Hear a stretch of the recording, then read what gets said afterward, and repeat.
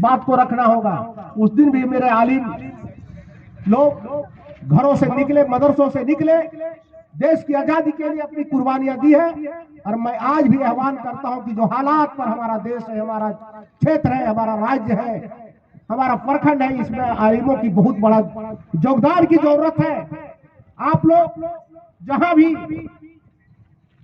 खुतबा के पहले तकरीर करते हैं, 10-15 मिनट का समय लेते हैं, आप लोग समय बांट लें कि 5 मिनट मैं दीन की बात की तालीम करूंगा, मैं 5 मिनट दुनियावी तालीम करूंगा, 5 मिनट में सियासत की बात करूंगा।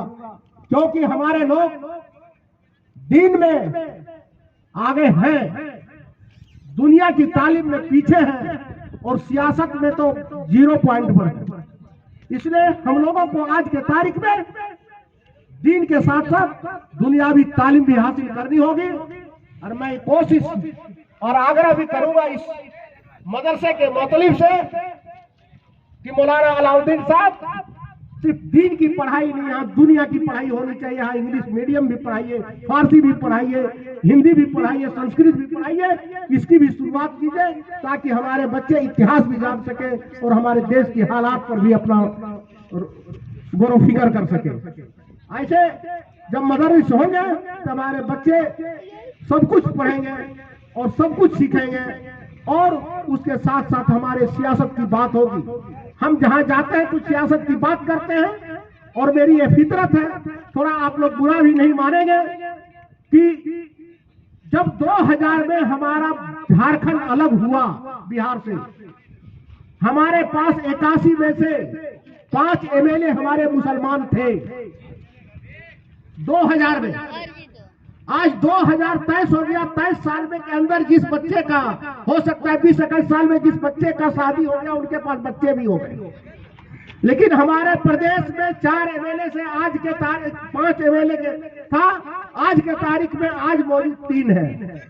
हमारा 23 साल में कम से कम 5 से 15 होना चाहिए था, लेकिन आज हमारे पास 3 है।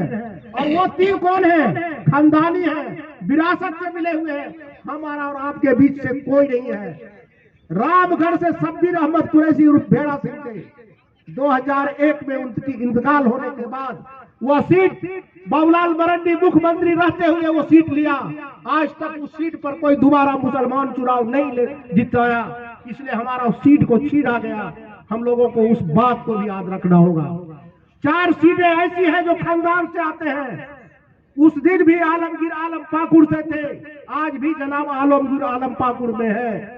उस दिन हाजी हुसैन अंसारी मधुपुर में थे, आज उनके बेटे हाफिजुल हसन साहब है। उस दिन फुरकान अंसारी जमदारा से थे, आज उनके बेटे इरफान अंसारी है। उस दिन डॉक्टर सबा साहब टुंडी से थे, कल तक 30 तारीख तक उन्हीं के चचेरे भाई डॉक्टर सरफराज अहमद गांधी से हैं। तो क्या झारखंड के 70 लाख मुसलमान सिर्फ 4 मुसलमानों का गुलाम बनना चाहते हो? क्या अपने घर में अपना एक नेता बेटा पैदा करना चाहते हो? आवाज दो। क्या इसी गुलामी में रहना चाहते हो? क्या अपने घर से एक बेटा को पैदा करना चाहते हो? सियासत की मैं बात करता हूँ। हमारे झारखंड में एक जमाना था कि 4 एमपी हुआ करते थे 14 में, आज हमारे पास 1 भी नहीं है। झारखंड बनने के बाद हमारा 1 एमपी मात्र बना। फुरकान अंसारी 2004 में और 9 तक रहे, उनको इन्हीं लोगों के षड्यंत्र ने हरा दिया। ये भी मैं कहानी बताना चाहता हूँ कि जब 9 की चुनाव लड़ रहे थे, झारखंड मुक्ति मोर्चा और कांग्रेस के बीच में तालमेल था। सभी जगह झारखंड मुक्ति मोर्चा कांग्रेस के लोगों ने चुनाव लड़ा और जीता, लेकिन उस जगह पर फुरकान अंसारी को 2009 में शिबू सोरेन के बेटा दुर्गा सोरेन ने नॉमिनेशन किया। 76,000 वोट उन्होंने काट लिया और फुरकान अंसारी को मात्र 5,000 वोट से हरा दिया। और वो सीट जब निशिकांत दुबे ने लिया तो आज तक वो सीट निशिकांत दुबे के साथ चला गया, फिर दोबारा वो सीट हमारे समाज को नहीं मिला। इसलिए हम लोगों को अपने पूर्वजों की कुर्बानी याद करना होगा और अपनी खोई हुई संपत्ति और जायदाद को प्राप्त करना होगा। आप लोग को मैं बताना चाहता हूं कि अगर आपकी कोई खतियानी जमीन है, कोई रजिस्ट्री जमीन है, पूर्वजों ने लिया है, तो उसकी हक के लिए, उसकी और लड़ाई के लिए आप कोर्ट तक जाते हैं, अदालत जाते हैं, थाना जाते हैं। ये किस लिए? कि वो हमारा पूर्वज का संपत्ति था, हमको हड़प लिया गया है, उसको वापस लेने के लिए आप जाते हैं। मैं आप लोगों को आह्वान करता हूं कि आप अपने पूर्वजों की संपत्ति के लिए जिस तरह अदालत जाते हैं, कोर्ट जाते हैं, कचहरी जाते हैं, तो अपनी पूर्वजों की संपत्ति के लिए जब आप वहां तक जाते हैं तो पूर्वजों की सीट के लिए, चाहे वो पार्लियामेंट का सीट हो, चाहे विधानसभा का सीट हो, तो उसके लिए आपको लड़ाई लड़ना होगा।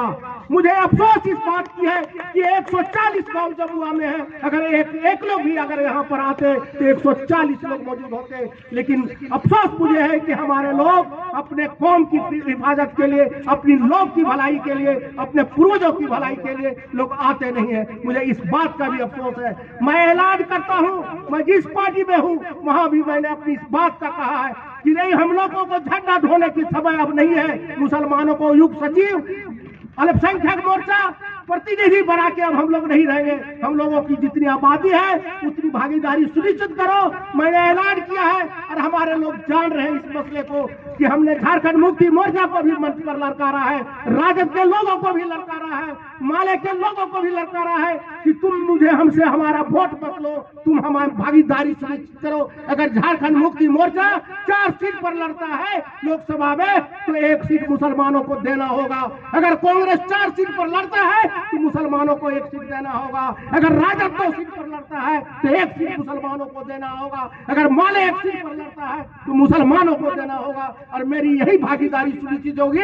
और जो अगर नहीं देगा तो हम लोगों को आह्वान करना चाहिए कि झंडा बना करके और भाजपा के डर से हम उन लोगों को वोट नहीं देना चाहिए। जो हमारी सत्ता में हिस्सेदारी देगी, मैं उसकी भागीदारी की बात करना चाहिए। मैं गुलाब बन के रहना नहीं चाहता हूँ। हम किसी का झंडा ढोने के लिए पैदा नहीं हुआ और मैं मुझे ठीका नहीं है कि भारतीय जनता पार्टी को मुसलमान हरावे, मुसलमान भारतीय जनता पार्टी जीते या हारे उनकी तकदीर की बात है। लेकिन हमको अपनी हिस्सेदारी को फिक्स करना चाहिए और हमारे लोगों को उन लोगों से सीखना चाहिए। मैं उदाहरण देता हूं, यहाँ के कुछ लोगों ने भारतीय जनता पार्टी के नाम पर अन्नपूर्णा देवी को वोट देता है, कांग्रेस के नाम पर अकेला यादव को वोट करता है, निर्दलीय के नाम पर अमित यादव को वोट करता है और झारखंड मुक्ति मोर्चा के नाम पर रविंद्र महतो का वोट करता है, जेबीएम के नाम पर प्रदीप यादव को वोट करता है। हमको इसी पैनल को सीखना होगा। जो हमारा जिस पार्टी में होगा और जिसको टिकट मिलेगा, हमको अपने लोगों को भागीदारी सुनिश्चित करनी होगी।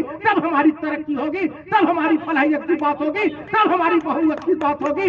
लोग कहते हैं कि तालीम की बात करो, हमारे एक भी मदरसे नहीं खुल रहे, हमारे लिए एक भी यूनिवर्सिटी नहीं बनाया गया। आखिर क्यों? हेमंत सोरेन के टेबल पर 2019 से हमारे उर्दू यूनिवर्सिटी का फाइल पड़ा हुआ है, लेकिन 4 साल तक कुर्सी पर रहने के बाद भी उर्दू यूनिवर्सिटी का उन्होंने दस्तखत नहीं किया, जिससे चलते हमारा मुसलमान बच्चे आज आलिम और फाजिल की डिग्री लेने से परेशान है, बीए की डिग्री लेने से परेशान है। इसलिए मैं आप लोगों से आह्वान करता हूं, जो भी लोग कैंडिडेट बन के आवे, आपको कहे कि भाजपा के डर से वोट करो, उसको सीधे जवाब करो कि हमारी वकालत करो। हमारे मदरसे बोर्ड गठन होना चाहिए। 23 साल में हमारा मदरसा बोर्ड गठन नहीं हुआ। हमारा कमजोरी नहीं है, हमारे लोगों के बच्चे मोहरे रह गए, हमारे 20-15 सूत्री के पैसे को बर्बाद कर दिया। गठन नहीं होने से सरकार वापस ले ली, हमारे जो तरक्की की बात होती नहीं हुआ। इसलिए मैं तमाम लोगों से आह्वान करता हूं कि एक होइए, नेक बनिए और अपने अमली जामा पर पहनाइए और जो आह्वान होवे इस तरह से उस आह्वान में शामिल होइए। खुदा हाफिज, अल्लाह हाफिज।